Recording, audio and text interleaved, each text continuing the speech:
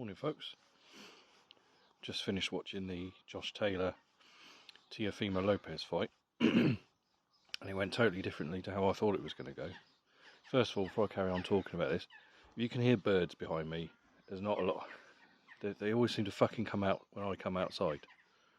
So apologies if I'm being drowned out by fucking birds, but not a lot I can do about that.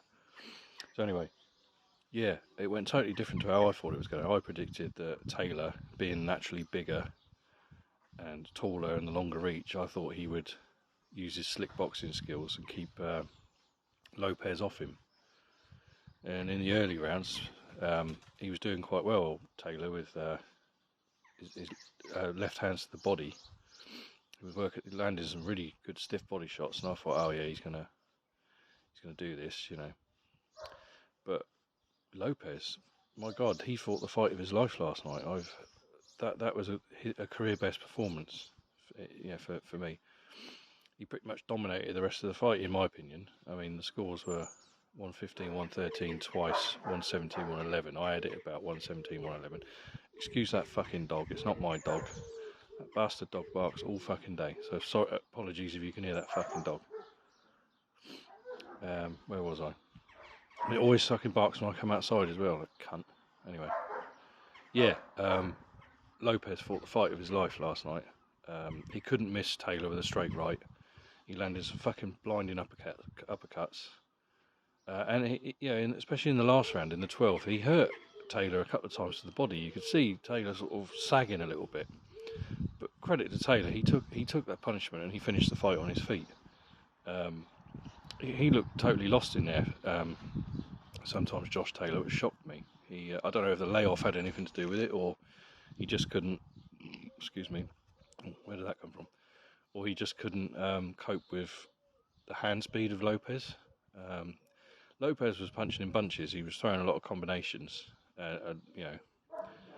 When he had Taylor against the ropes a few times, he was landing some fantastic clusters of punches, whereas Taylor seemed to be just pot-shotting. He was just throwing one punch at a time, which, against a fighter like Lopez, in that kind of fight, it's not going to work. So, yeah, I don't know what Taylor really does from here. He indicated in the post-fight interview that he'll probably move up to welterweight. I'm surprised he took this fight at light welterweight, actually, purely because he struggled to make weight for the Jack Catterall fight, which a lot of people, including myself, thought he lost. Now, this loss to Lopez is poetic justice for a lot of people who felt that Jack Catterall was robbed in a big way. I am in that camp. I thought that Taylor didn't deserve the win. The middle rounds were scrappy as hell, and there was a lot of holding and wrestling, so make of that what you will. Those kind of rounds are horrible to score, but I thought with a knockdown and the point deduction, and just in the early rounds he was outpointed, I thought that Catterall deserved the win there. And the fact that he's waited over a year to get back in the ring, and he didn't give Catterall a rematch, I took that as an indication he was struggling with the weight.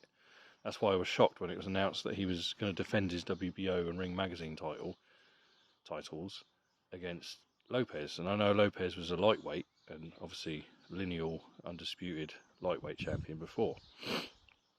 Obviously beat Lomachenko for that. And I thought, oh, well, he's fighting a naturally smaller man, so he must feel confident about making the weight. But of course he's going to, he's indicated he'll move up to welterweight. I would like to see him, actually, at welterweight. I'd be intrigued to see him, actually. And I'd be intrigued to see him in with either Spence or Crawford, because as we know, those two are fighting in July. So I'd be intrigued to see him, how he would fare against those guys who are bigger, in the higher weight class. I've seen some talk online in the last sort of 10 minutes or so.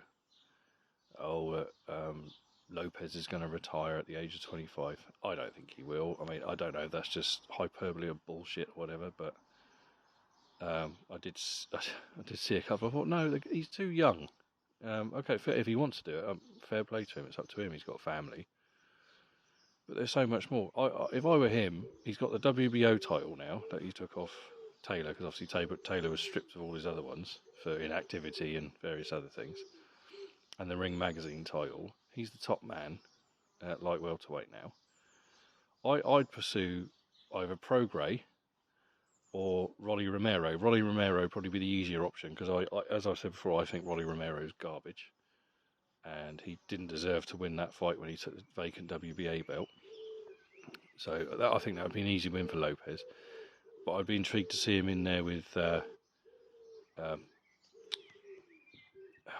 just said his name, Prograis. Sorry, Regis Prograis. Now Regis Prograis, I really rate him. I think he's a fantastic fighter.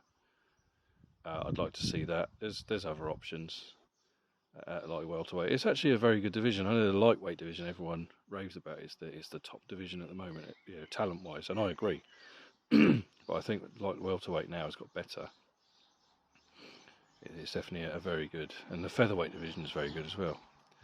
The other fight I watched yesterday is Sonny Edwards defending his IBF flyweight title against Andres Campos. And again, Sonny Edwards did what he always does. He's a class boxer. He's a fantastic head movement, great foot and hand speed. He's just mesmerising to watch at times.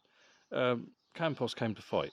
He really did come to fight, and he gave Edwards a few problems in there, but overall Edwards did what he always does, boxed to a unanimous decision. It wasn't even close. That's the only criticism I'll have of Edwards, and it's not really his fault. It's just one of those things. He's not a puncher. He's not heavy-handed. So there is that lack of excitement. Yeah, if you like knockouts, well, you're not really going to see them in a Sonny Edwards fight. But no, it was a good win for him. I'd like to see him in with Bam Rodriguez. I think that would be a good fight, a unification. I don't think they'd be able to sell that fight here in the UK, because in the UK unfortunately, we don't value the lower weight divisions. I've said this before. We just don't. It's not a glamour division in the UK, and they do struggle to sell tickets with him on top. Unfortunately, it's just the way it is. Fucking birds. So I'd imagine he'd probably go to the United States for that one. If that fight does come off, I'd be intrigued to see that one. I mean, a lot of people I've seen that a lot of people say, "Oh, well, he'll get wiped out by Rodriguez and all this." I don't think so. I don't know. I rate them both. I think they're both fantastic fighters. But just to say, oh yeah, Rodriguez is going to walk through him and bash him up, I don't necessarily think so. But we'll see. Right, I'll leave you there, folks. Looks like it's about to start pissing down with rain here, so I'm going to head back indoors. My little dog's there looking at me. He looks like he wants his walk or whatever, so I will leave you to it, and I'll speak to you soon. You take care, everybody. Thank you for everybody who takes time out to listen to me rambling about boxing. Even if you think I'm talking a lot of bollocks, I appreciate the views I get. I appreciate the comments I get from people. Thanks ever so much. You really helped me out, both mentally. As a guy who suffers with depression, this is my sort of outlet. This helps me doing this, making these stupid little videos on YouTube, talking about rambling and raving about boxing all the fucking time. Gives my wife a fucking break, because she's not interested in boxing. I talk about it all the time. She just fucking looks at me like I don't care. So, anybody who listens to this on YouTube, thanks ever so much. You take care, and I'll speak to you soon.